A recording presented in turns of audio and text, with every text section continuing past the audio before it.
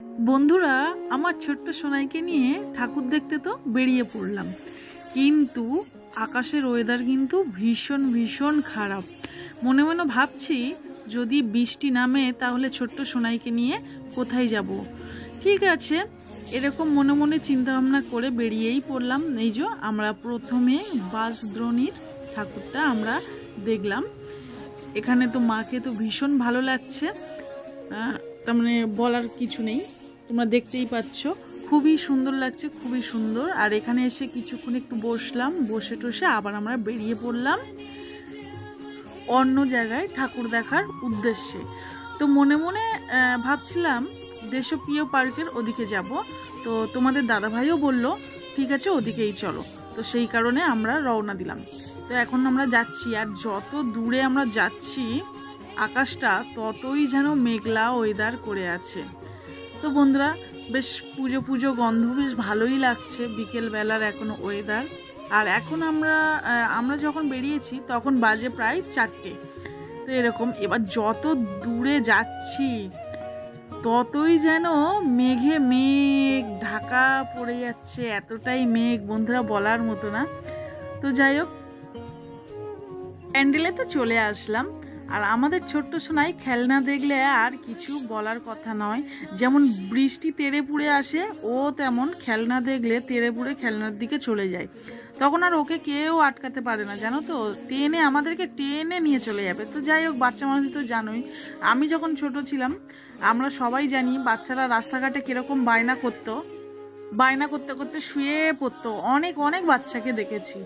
তো যাই হোক বন্ধুরা, ছোট্ট সোনাইকে তো ও যা চাইলো তাই দেওয়া হলো। আর এই যে দেখো প্যান্ডেলের দিকে ঢুকতে ঢুকতে এই যে সার্কাস, খুব সুন্দর। আমি এই জিনিসটা প্রত্যেক বছরই আমি দেখি আর ভাবি এই দড়ির মধ্যে কীভাবে এরা ব্যালেন্স রেখে এরকম হেঁটে যায় বা এরকম দুলতে দুলতে আগিয়ে যায় দড়ির দিকে। তো যাই হোক বন্ধুরা, এরকম দেখতে দেখতে প্যান্ডেলের দিকে ঢুকছি। আর এখানের এই প্যান্ডেল কিন্তু ভীষণ ভীষণ ভালো করেছে। আমরা ভাবলাম এখানে সবকটা প্যান্ডেল দেখে যাব। তো বন্ধুরা, এখন তো আমরা এই যে সামনে যে প্যান্ডেলটা সবার ফার্স্ট, সেই প্যান্ডেলের মধ্যেই ঢুকে পড়েছি। তো এখানে দেখি চলো মাকে কেমন দেখতে। আর এখানে যেখানে যখন আমরা এসছি তখন কিন্তু এখানে মিডিয়ারা এসছিল এই যে মাকে শ্যুট করার জন্য বা মায়ের সম্বন্ধে কিছু বলার জন্য, প্যান্ডেল সম্বন্ধে কিছু বলার জন্য।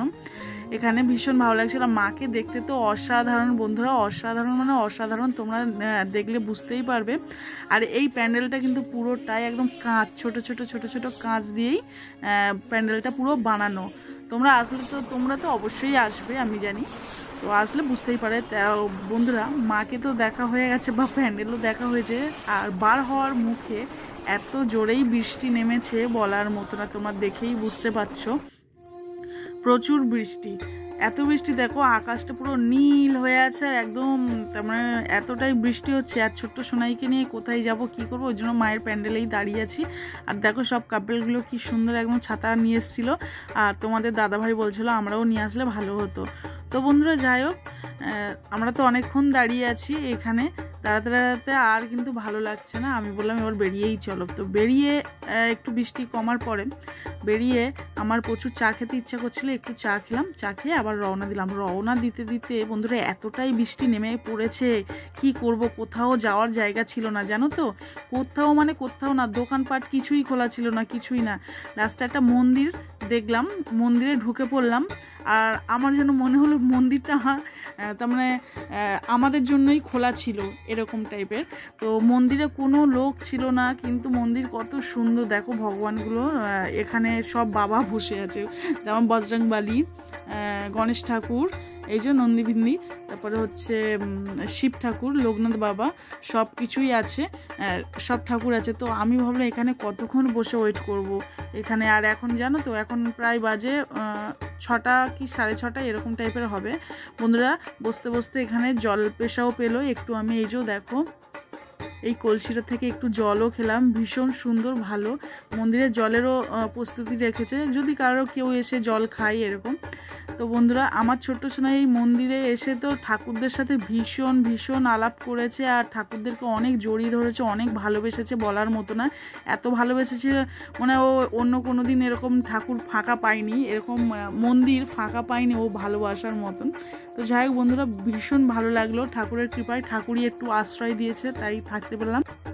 হ্যাঁ, বৃষ্টি হয়েছে, ভাবছিলাম বৃষ্টিটা কেন নামলো, কিন্তু এখন ভাবছি বৃষ্টিটা নেমে অনেক ভালোই করেছে। এরকম মন দিয়ে বা শান্তি ভরে বাবার কাছে বসতে পারিনি, বা বাবাকে এত কাছের দিয়ে দেখতে পারিনি। আর দেখো আমাদের ছোট্ট সোনাইটা এত সুন্দরভাবে ঠাকুরদেরকে জড়িয়ে আছে, দেখো বলার মতো না।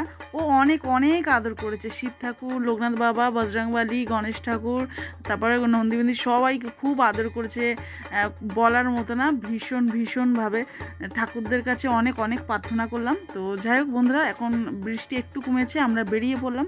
তো আমার ভিডিওটা যদি ভালো লাগে লাইক কমেন্ট শেয়ার করো, আর তোমরা ভালো থেকো, সুস্থ থেকো।